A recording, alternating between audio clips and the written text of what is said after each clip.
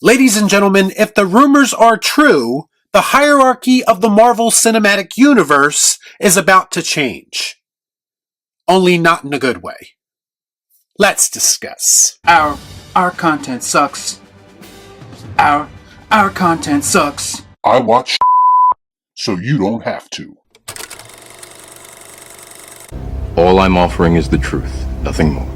So everyone's least favorite scooper on X, My Time to Shine Hello, is once again dropping casting rumors, this time for the MCU's upcoming reboot of the X-Men, a film that has been talked about since Disney bought Fox Studios in 2019. Now I want to start this off by stating the obvious and saying that I have little to no interest in a Marvel Studios produced X-Men reboot. Mostly because I am a massive X-Men fan, and I have very little faith in Kevin Feige and company's creative vision.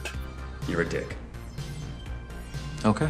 That being said, I know there's nothing I could ever say to stop this movie from happening, so the best that I can hope for is that Marvel Studios does the X-Men justice. They can start by casting the movie properly, unlike what they are doing with the Fantastic Four reboot. There was a report that came out just yesterday that featured comments from one Maya Hawke of Stranger Things fame, and she claimed that film producers are now choosing their cast based on the collective amount of Instagram followers that they have. So according to Maya, sometimes it's not based on talent, it's not based on whether or not the person is right for the role. All some studios really care about is how many social media followers the actor has. I mean, this explains a lot in this day and age where we consistently see certain roles that feel like they were miscast, especially for characters that were established in other mediums, like comic books, for instance. That makes sense. I mean, I think it goes without saying, but I'm going to reiterate it anyway. We should not be making films based on social media trends. Now, I have no proof and I have no idea if Disney and Marvel are one of the studios that cast their films in this way. But based on their more reactionary form of filmmaking, it would not surprise me. It's kind of ironic that this news broke just one day before the casting rumor that I'm about to talk about today. So My Time to Shine Hello stated on his X page that Marvel Studios is interested in casting Dwayne The Rock Johnson as Apocalypse in the MCU. Now, I've called into question many times how I do not believe that The Rock is the megastar that he or the studios think he is. Remember, he just had a movie come out last year called Red One, and absolutely nobody gave a shit about it because it was awful. That is one big pile of shit. And there are other examples of films that The Rock has been involved with that ultimately ended up being underwhelming, if I'm putting it nicely. But the reality of the situation is some people still perceive him as one of the biggest stars in the world. And going back to what I was talking about a moment ago, for the record, he does have about 394 million followers on Instagram. But wouldn't Marvel, if they were smart, look at the lack of success with a movie like Red One, and then come to the conclusion that followers on Instagram have no impact on a movie's box office? I mean, it's been proven time and time again that social media is not real life. Then we have to consider the possibility that they think that The Rock is just perfect for this role. And you know what? Visually, with The Rock being the mountain of a man that he is, it actually does make a little bit of sense. But we have to take into consideration everything that comes along with The Rock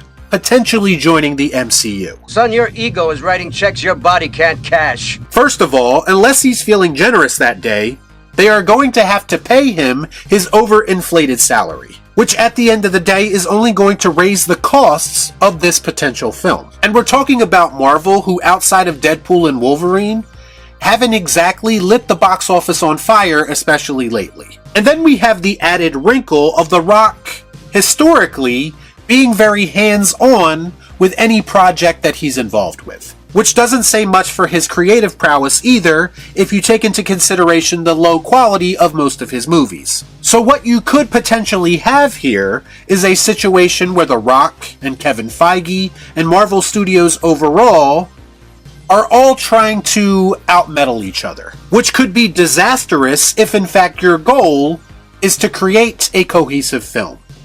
Let's see what we can with next. I think casting The Rock as Apocalypse, as intriguing as it might sound, from a spectacle point of view, could potentially be a massive risk that Marvel Studios cannot afford to take. And I just don't think you need someone who is super well known for a role like that. In fact, all things considered, I think if you cast someone who is quote unquote less famous, it would be a less distracting way to bring Apocalypse to life. You do not want this casting decision to feel gimmicky, like Robert Downey Jr. as Doctor Doom. If I was in charge of Marvel Studios right now, I would be trying to make films in a much more simpler way. That means not allowing the budget of your film to balloon to a ridiculous amount, because that makes no sense. I also think that very desperately they need to start building around new characters and new stars, because they aren't going to be able to rely on established names forever.